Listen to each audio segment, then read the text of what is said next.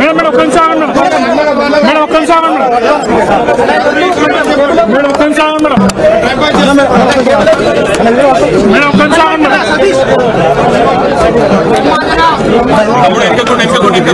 Madam కొనసాగండి okay madam ready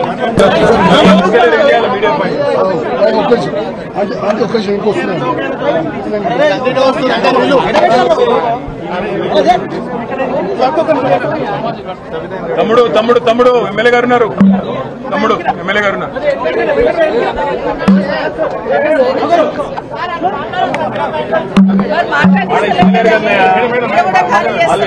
గొంతు నొక్కుతారు కదా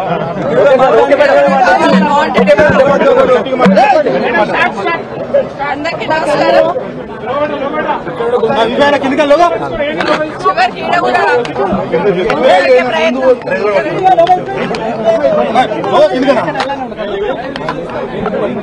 ఈరోజు అసెంబ్లీలో ఏం జరిగిందనేది రాష్ట్ర ప్రజలందరూ చూశారు. అసలు ఏం జరిగింది, ఎందుకు గౌరవ ముఖ్యమంత్రి మాట్లాడారనేది ఇప్పటికీ అర్థమైతలేదు. అసలు మేము ఒక మాట మాట్లాడింది లేదు. కేటీఆర్ గారు మాట్లాడుతూ ఉన్నారు. ప్రభుత్వం ఏం చేస్తున్నది, గత ప్రభుత్వం ఏ విధంగా చేస్తున్నారు, ఏ విధంగా తప్పుడు మాటలు మాట్లాడుతున్నారు ఇప్పుడున్న ప్రభుత్వం అనేది లెక్కలతో సహా వివరించే ప్రయత్నం చేస్తా ఉన్నారు. అవన్నీ కూడా వింటా ఉన్నాం. ఎందుకంటే అప్పుల పాలైపోయింది, ఎత్తి కడుతున్నాము అనేది తప్పుడు సంకేతాలతో ప్రజలందరికీ తప్పుడు మాటలు మాట్లాడుతూ తప్పుడు ఇన్ఫర్మేషన్ ఇచ్చుకుంటూ హామీలు తప్పించుకునే ప్రయత్నం చేస్తున్నారు కాంగ్రెస్ పార్టీ వాళ్ళు. అదే విషయాన్ని ఈరోజు గౌరవ మంత్రి గారికి, గౌరవ శాసనసభ్యులు కేటీఆర్ గారు మాట్లాడే ప్రయత్నం చేస్తున్నారు. అసలు ఏంటి బడ్జెట్, ఏంటి, ఎంత ఉంది, ఎంత మిగులు బడ్జెట్ ఉంది, ఇంట్రెస్ట్ కట్టినా వెల్ఫేర్ స్కీమ్స్ ఇచ్చినా కూడా ఎంత డబ్బులు మిగులుతాయి అని చెప్పే ప్రయత్నం చేస్తా ఉన్నారు. అవన్నీ వింటున్నాం మేము కూడా చాలా శ్రద్ధగా. అసలు ఒక మాట మాట్లాడలేదు, ఒక డిస్టర్బెన్స్ చేయలేదు, అట్లీస్ట్ నేను మైక్ అడగలేదు. కానీ సమయం సందర్భం లేకుండా సడన్ గా ముఖ్యమంత్రి గారు లేచి, అంటే కేటీఆర్ గారు మాట్లాడుతూ ఉంటే దాన్ని ఎట్లా పక్కన జరపాలి అర్థం కాక వాస్తవాలు మాట్లాడుతున్నారు కదా కేటీఆర్ గారు అని సడన్ గా లేచి, కేటీఆర్ గారు మీ వెనకాల కూర్చున్న మా అక్కలు మమ్మల్ని ఇక్కడ ముంచిండ్రు, నిన్ను కూడా ముంచుతారు, మీరు జూబ్లీ బస్ స్టాండ్ అయితే మీ బతుకని మాట్లాడుతున్నారు. అంటే మహిళలంటే ఎంత గౌరవం అనేది ముఖ్యమంత్రి గారికి అర్థమవుతుంది. ఈ రోజు కొత్త కాదు, బయట మైకులు పెట్టుకుని ఎన్నో మాట్లాడుతుంటారు. ఆ రోజు సోనియా గాంధీ గారి దగ్గర నుండి మొదలు పెడితే ఈ రోజు అసెంబ్లీలో సబితమ్మ వరకు నోటికి ఏదొస్తే అది మాట్లాడే ప్రయత్నం చేస్తా ఉంటారు. మహిళలంటే ఎక్కడ గౌరవం లేదు, ఏం మాట్లాడాలో ఏం మాట్లాడకూడదు ఆలోచన లేదు. ఒకటి అడుగుతున్న రేవంత్ రెడ్డి గారు, మీరు ఈ పార్టీలోకి రాకముందు నుండి ఈ పార్టీకి సర్వీస్ ఇచ్చిన వాళ్ళం మేము. భుజాన జెండా వేసుకుని పనిచేసి ఆ పార్టీ అధికారంలోకి రావాలని కోరుకున్న వాళ్ళం, నేను గాని సునీత గాని. ఈ రోజు నా గురించి సునీత గురించి మాట్లాడుతూ పార్టీకి ఏదో మోసం చేశారని మాట్లాడారు. ఏం మోసం చేశాం? మిమ్మల్ని ఈ రోజు అవతల పార్టీలో ఉన్న మిమ్మల్ని ఈ పార్టీ కాంగ్రెస్ పార్టీలోకి రమ్మని చేయడం ఒకటే నేను చేసిన తప్పు అనిపిస్తుంది ఈ రోజు. ఎందుకంటే ఆ రోజున్న పరిస్థితులలో ఇంకొక మాట మాట్లాడారు రేవంత్ రెడ్డి గారు. ఈరోజు మహిళల్ని అక్కలను నమ్ముకుంటే జూబ్లీ బస్ స్టాండ్ అవుతుంది అంటున్నారు. ఆడబిడ్డలు ఎట్లా ఉంటారో తెలీదా? ఆడబిడ్డలు ఎప్పుడైనా క్షేమం కోరుతారు, నష్టం కోరరు. నమ్ముకున్న వాళ్ళకి ప్రాణమని ఇస్తాం కానీ నమ్మిన వాళ్ళకి మోసం చేయాలని ప్రయత్నం చేయం. కానీ ఈరోజు ఏదైతే రేవంత్ రెడ్డి గారు మాట్లాడారో, ఒక సునీతమ్మకు సబితమ్మకు జరిగిన అవమానం కాదు ఇది. యావత్ తెలంగాణ మహిళల గురించి మాట్లాడిన మాటలు ఇవన్నీ. ఇప్పటికైనా ఎందుకంటే రేవంత్ రెడ్డి గారు ఒకటి గుర్తుపెట్టుకోవాలి. ఈరోజు ఆడబిడ్డలను అవమానించి ఆడబిడ్డల వ్యక్తిత్వాన్ని అవమానించినాడు. ఒక అసెంబ్లీలో ఉన్న మమ్మల్ని మాత్రం అవమానించడం కాదు, అక్కల్ని నమ్ముకుంటే బతుకు బస్ స్టాండ్ అవుతుంది అన్నట్టు మాట్లాడినావు. ప్రతి ఇంట్లో ఆడబిడ్డలు ఉంటారు. తెలంగాణ రాష్ట్ర ఆడబిడ్డలందరూ ఈరోజు ఆలోచిస్తున్నారు ఒక ముఖ్యమంత్రి స్థాయిలో ఉండి. ఎందుకంటే ఈరోజు ఆ స్థానంలో నేను ఈరోజు వచ్చి అసెంబ్లీకి వచ్చి 24 సంవత్సరాల కింద వచ్చినప్పటి నుండి ఆ సీట్ ఏదైతే ఉందో ఆ సీట్ మీద చంద్రబాబు నాయుడు గారిని చూశాను, రాజశేఖర రెడ్డి గారిని చూశాను, రోషయ్య గారిని చూశాను, కేసీఆర్ గారిని చూశాను, కిరణ్ కుమార్ రెడ్డి గారిని చూశాను, ఈరోజు మిమ్మల్ని చూస్తున్నాను. ఈరోజు మీరు ఆ సీటుని అగౌరవపరిచారు. మహిళల్ని కామెంట్ చేసి నిండు సభలో ఆ సీటుకున్న గౌరవాన్ని తగ్గించారు. నిజంగా మీ గౌరవం ఉండాలంటే మీరందరూ మీరు బేషరతుగా క్షమాపణ చెప్పండి. ఒకటి గుర్తుపెట్టుకోండి రేవంత్ రెడ్డి గారు, ఈరోజు మహిళల గురించి మాట్లాడుతూ బతుకు బస్టాండ్ అన్నారు చూడండి, అది చాలా బాధ అనిపిస్తా ఉంది. మేము నమ్మిన వాళ్ళకి మేము నష్టపోయినా పర్లేదు, మా అన్న తమ్ముళ్ళు బాగుండాలని కోరుకుంటాం. మేము ఏ ఆడబిడ్డ అయినా కూడా క్షేమం కోరుకుంటుంది. కానీ ఈ రోజు కేటీఆర్ గారిని మేము ముందు పెట్టుకుని ఆయన బతికేదో బస్ స్టాండ్ చేసుకునే లెవెల్లో మాట్లాడారు కదా, ఇది బేషరతుగా క్షమాపణ చెప్పమని కోరుతున్నా.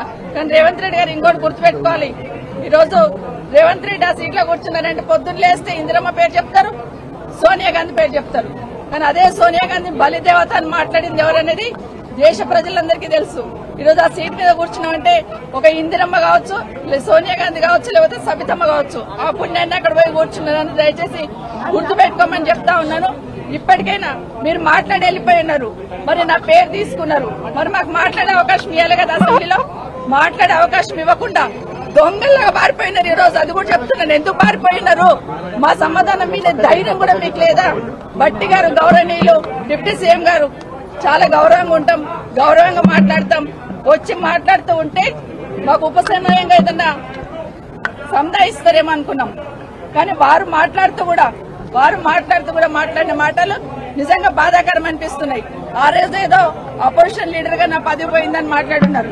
మరి మీ పక్క సీట్ ఈ రోజు మీకు వచ్చే అవకాశం ఉండే కదా, ఎందుకు ప్రయత్నం చేసుకోలేరని బట్టి గారిని కోరుతా ఉన్నాను. ఈ రోజు మీ పార్టీ అధికారంలో ఉంది కదా. అన్నిటికన్నా ముఖ్యంగా ఒక మాట అన్నారండి గౌరవనీయులు డిప్యూటీ సీఎం గారు, ఏ ముఖం పెట్టుకొని ఈ అసెంబ్లీలోకి వచ్చారన్నారు. మా కర్మగాలే వచ్చాం.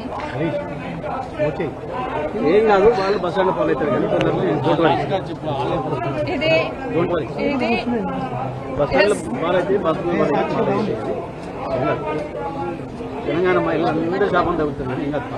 ఎందుకంటే మేమేం తప్పు చేయలేదు. దేశంలో చాలా మంది పార్టీలు మారుతూ ఉంటారు. ఈ రోజు మీ పక్కన కూర్చోబెట్టుకున్నారు. ఎన్నికలు అయిన తర్వాత మీ ప్రభుత్వం అధికారంలోకి వచ్చిన తర్వాత కేసీఆర్ గారి ఇంటి మీద ఉన్న వాళ్ళని కాకి నా ఇంటి మీద వాళ్ళతో కాల్ చేస్తామని మాట్లాడింది ఇదే గౌరవ ముఖ్యమంత్రి గారు. కానీ అదే కేసీఆర్ గారు గెలిపించిన ఎమ్మెల్యేలంతా తీసుకుపోయి మీ పక్కన కూర్చోబెట్టుకున్నప్పుడు నన్ను పార్టీ మారినవని అధికారం మీకు ఎక్కడిదేని అడుగుతున్నాను.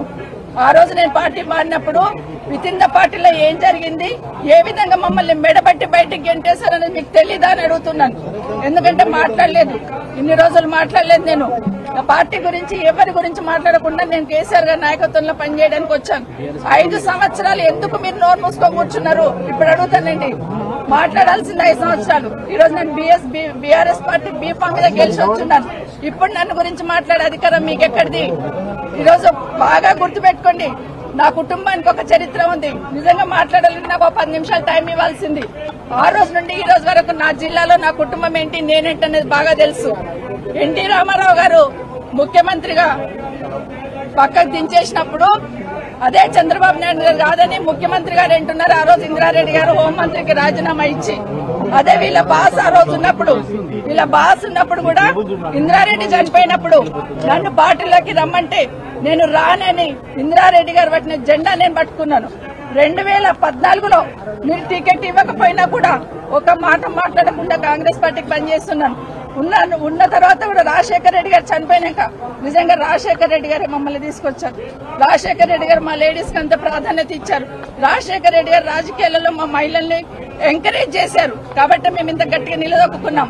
ఈరోజు మహిళలు ఎవరో ఒకరో ఇద్దరు బయటకు వచ్చి పనిచేస్తుంటే వాళ్ళని ఎంకరేజ్ చేయాల్సింది పోయి డిమోరలైజ్ చేయాలనే ప్రయత్నం ఏదైతే చేస్తా ఉన్నారో ఇది మంచి పద్ధతి కాదు. అసెంబ్లీలో కూడా ఆడబిడ్డలను అవమానించే సంస్కృతి వస్తుందంటే నిజంగా తలొంచుకోవాలండి. ఈరోజు కనీసం మాట్లాడే అవకాశం కూడా ఇవ్వకుండా పోయినారంటే ఈరోజు సమాధానం రాష్ట్ర ప్రజలకు చెప్పాలి. ఈరోజు ఇక్కడ కూడా మాట్లాడదామని వచ్చాం. అవసరం లేకపోయినా అరగంట నుండి అక్కడ కాంగ్రెస్ పార్టీలు నిల్చొని ఉన్నారు కాబట్టి ఇక్కడ మాట్లాడాల్సి వచ్చింది. ఈ రోజు రేవంత్ రెడ్డి గారికి నిజంగా ఆ 4 కోట్ల ప్రజలకు సంబంధించిన సీట్ అది. ముఖ్యమంత్రి అంటే రేవంత్ రెడ్డి గారు సొంతమేం కాదు. ఆ సీటు గౌరవం పెరగాలంటే ఈ రోజు మీరు క్షమాపణ చెప్పండి. తెలంగాణ రాష్ట్రం మహిళలందరికీ పార్టీ కూడా ఈరోజు క్షమాపణ చెప్పాల్సిన బాధ్యత ఈరోజు రేవంత్ రెడ్డి మీద ఉంది. భట్టి గారు, గౌరవనీయులు డిప్యూటీ సీఎం గారు, మీరు మాట్లాడిన మాట ఏదైతే ఉందో ప్రతి ఇంట్లో ప్రతి ఆడబిడ్డకు తగులుతుందండి. ఎందుకంటే మొహం పెట్టుకొని వచ్చిందనే మాట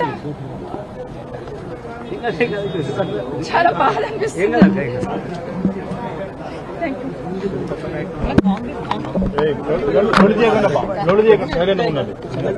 ఈరోజు నిజంగా అసెంబ్లీలో జరిగినటువంటి సంఘటన ఏదైతే ఉందో రాష్ట్ర మహిళలందరినీ కూడా అగౌరవపరిచే విధంగా ఉంది. మన రాష్ట్ర చరిత్రలో, అసెంబ్లీ చరిత్రలో ది బ్లాక్ డేగా మేము భావిస్తా ఉన్నాం. ఎందుకంటే ఇప్పుడే అక్క చెప్పినట్టుగా మహిళలుగా మేము ఎన్నో ఒడిదుడుకులు ఎదుర్కొని మా ఫ్యామిలీస్ ని వదిలేసి మేము రాజకీయంగా ముందుకు వస్తున్నటువంటి సమయంలో ఏ పార్టీలో అయితే ఉన్నామో ఆ పార్టీతో కమిట్మెంట్ తో పనిచేసి సిన్సియర్ గా పనిచేయడం జరిగింది. ఈ రోజు రేవంత్ రెడ్డి గారు గాని, డిప్యూటీ సీఎం గారు గాని మాట్లాడినటువంటి మాటలు మమ్మల్ని అవమానపరిచే విధంగా, అగౌరవపరిచే విధంగా అంటే ఇప్పుడు అక్క చెప్పినట్టుగా కేవలం మమ్మల్నే కాదు, ఈ రోజు రాష్ట్రంలో ఉన్నటువంటి మహిళలందరినీ కూడా అగౌరవపరిచినట్టే లెక్క. చేసిన తప్పును కనీసం క్షమాపణ చెప్పైనా మరి సారీ చెప్తారేమో అని చెప్పేసి మాకు మైక్ ఇవ్వండి, మేము మాట్లాడతామని చెప్పేసి అంటే మాకు మైక్ కూడా ఇవ్వకుండా అక్కడ కూడా మా గొంతులు నొక్కేయడం జరిగింది. నిజంగా చాలా బాధాకరమైనటువంటి విషయం. 20-25 సంవత్సరాలు నేను గాని అక్క గాని పార్టీలో మరి పనిచేయడం జరిగింది. అధికారంలో ఉన్నా లేకున్నా జెండాను మోసి కార్యకర్తలను కాపాడుకుంటూ ఇక్కడ దాకా వచ్చినాం. ఈ రోజు ఎవరు అడుగుతున్నారు మమ్మల్ని పార్టీ చేంజ్ అయినామని? మీరే పార్టీలోకి వెళ్ళి వచ్చిందని చెప్పేసి మేము అడుగుతా ఉన్నాం. దొంగలే మరి దొంగ అన్నట్టుగా, మరి అదే విధంగా దెయ్యాలు వేదాలు వలుకుతున్నట్టుగా ఉంది. మీరు పార్టీ మారేటట్టుగా చేసినటువంటి వాళ్ళందరినీ కూడా పక్కన కూర్చోబెట్టుకొని ఈ రోజు మీరు మాట్లాడుతుంటే నిజంగా మరి రాష్ట్ర ప్రజలందరూ కూడా చూడడం జరుగుతోంది. అప్పుడున్నటువంటి పరిస్థితుల్ని బట్టి మా హ్యూమిలేషన్, మహిళలుగా నన్ను గాని అక్కని గాని చాలా హ్యూమిలేట్ చేయడం జరిగింది. డీకే అన్న గాని మరి చాలా హ్యూమిలేట్ చేసి పార్టీలో నుంచి పంపించింది మీరు కాదా అని చెప్పేసి అడుగుతున్నారు. ఈ రోజు మళ్ళీ మీరే మాట్లాడుతున్నారు. నిజంగా అక్క చెప్పినట్టుగా చాలా బాధాకరమైనటువంటి విషయం.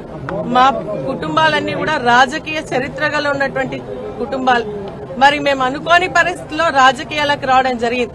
నేను ఒక 3 నెలల ముందు వచ్చిన తర్వాత అక్క వచ్చింది. అయినా కూడా అప్పటి నుంచి సిన్సియర్ గా పార్టీకి పనిచేసినాం.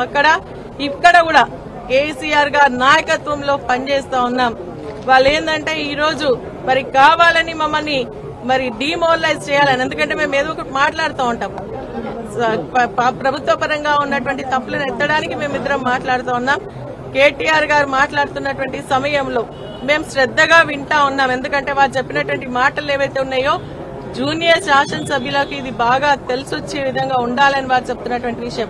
అప్పులు లేవు, ఈ రోజు మిగులు బడ్జెట్ ఉందని చెప్తున్నటువంటి విషయంలో మేము వింటా ఉన్నటువంటి సమయంలో మరి కేటీఆర్ గారు మాట్లాడిన విషయం బాగా ప్రజలకు వెళ్తుందని ఒక ఆలోచనతో మమ్మల్ని కామెంట్ చేయాలని చెప్పేసి కామెంట్ చేయడం నిజంగా బాధాకరమైనటువంటి విషయం. ఆ రోజు ద్రౌపదికి అవమానం జరిగితే నిండి సభలో, ఈ సభలో మరి మహిళలుగా మాకే కాదు రాష్ట్రంలో ఉన్నటువంటి మహిళలందరూ కూడా అవమానపరిచిందిగా మేము భావిస్తా ఉన్నాం. ఈ రోజు కాంగ్రెస్ పార్టీలో మహిళలకు గౌరవం లేదు. అక్కడ ఉన్నటువంటి వాళ్ళు కూడా మాట్లాడుతూ చెప్పడం జరుగుతోంది. ఈ రోజు మమ్మల్ని నిండా సీతక్క గారు మాట్లాడుతూ ఉన్నారు. ఆ రోజు మరి మీరు ఈ పార్టీలో ఉండి మోసం చేసిండ్రు కదా, ఈ రోజు మీరే పార్టీ నుంచి వచ్చిండ్రని చెప్పేసి మేము కూడా అడుగుతా ఉన్నాం. మరి ఈ రోజు మీరు ఆ విధంగా మాట్లాడొచ్చా అని చెప్పేసి అడుగుతా ఉన్నాం. నిజంగా మేము కమిట్మెంట్ తో ఉన్నాం. ఈ రోజు కేసీఆర్ గారి నాయకత్వంలో ప్రజలకు సంబంధించినటువంటి అంశాలన్నీ కూడా మేము నెరవేర్చాలన్న ఒక ఆలోచనతో వారి నాయకత్వంలో పనిచేసినటువంటి సమయంలో మమ్మల్ని ఈ విధంగా మాట్లాడి అవమానపరచడం, ఇది మమ్మల్ని కాదు రాష్ట్ర ప్రజానీకానికి అవమానకరం అని చెప్పేసి కూడా మేము భావిస్తూ, రేపైన ముఖ్యమంత్రి గారు, డిప్యూటీ ముఖ్యమంత్రి గారు మీరు ఆలోచన చేయండి. మీరు మాట్లాడినటువంటి మాటలు మహిళలు ఏ విధంగా గాయపరుస్తున్నాయో మీరు ఆలోచన చేయండి. ఒక మహిళ పట్టుకొని మరి మా కేటీఆర్ గారిని అంటారు, మీ వెనకాల ఉన్నటువంటి అక్కలు ఇక్కడ ముంచి అక్కడికి వచ్చిండ్రు, మీ బతుకు బస్టాండ్ అవుతారు. ఎప్పుడైనా గుర్తు పెట్టుకోండి రేవంత్ రెడ్డి గారు, అదేవిధంగా డిప్యూటీ ముఖ్యమంత్రి మరి భట్టి గారు, మీరు గుర్తు పెట్టుకోండి. మహిళలు అనే వాళ్ళు రాఖీ పౌర్ణమి ఈ రోజు ఎన్ని పనులున్నా కూడా వదిలేసి తన అన్న తమ్ముళ్లకు రాఖీ కట్టి మీరు బాగుండాలని ఆశీర్వదించే వాళ్ళు మహిళలు అక్క చెల్లెళ్ళు అని చెప్పేసి మీరు గుర్తు పెట్టుకోని అని చెప్పేసి నేను కోరుతా ఉన్నా. ఈ రోజు మేమంతా కూడా ఏ త్యాగానికైనా సిద్ధంగా ఉంటాం, కానీ మా అన్న చెల్లెలు అన్న తమ్ముళ్లను మేము కాపాడండి అని భగవంతుని మొక్కుతాం. ఈ రోజు నిజంగా మేము కేటీఆర్ గారు కానీ కేసీఆర్ గారి ఆశీర్వాదం ఉండాలని భగవంతుని కోరుకుంటున్నామే తప్ప ఈ విధంగా మీరు అవమానపరచడం మంచి పద్ధతి కాదు. ఇప్పటికైనా చేసిన తప్పును మీరు ఆలోచన చేసుకుని క్షమాపణ చెప్పాలని మేము డిమాండ్ చేస్తాం. బాధతో మాట్లాడుతున్నాం, ఆవేదనతో మాట్లాడుతున్నాం. మాలాంటి ఎంతో మంది మహిళలు ఈ రోజు రాజకీయంగా ఇంట్రెస్ట్ లేకున్నా కూడా మేము వచ్చి ప్రజాసేవ చేసి కట్టుబడి ఉన్నాము అన్న విషయాన్ని మీరు గమనించాలని చెప్పేసి నేను తెలియజేస్తూ, మీరు ఖచ్చితంగా మరి ముఖ్యమంత్రి గారు డిప్యూటీ ముఖ్యమంత్రి గారు కూడా మరి మీరు క్షమాపణ చెప్పాలి. మాకే కాదు రాష్ట్ర మహిళలందరూ కూడా క్షమాపణ చెప్పాలని చెప్తా ఉన్నాం.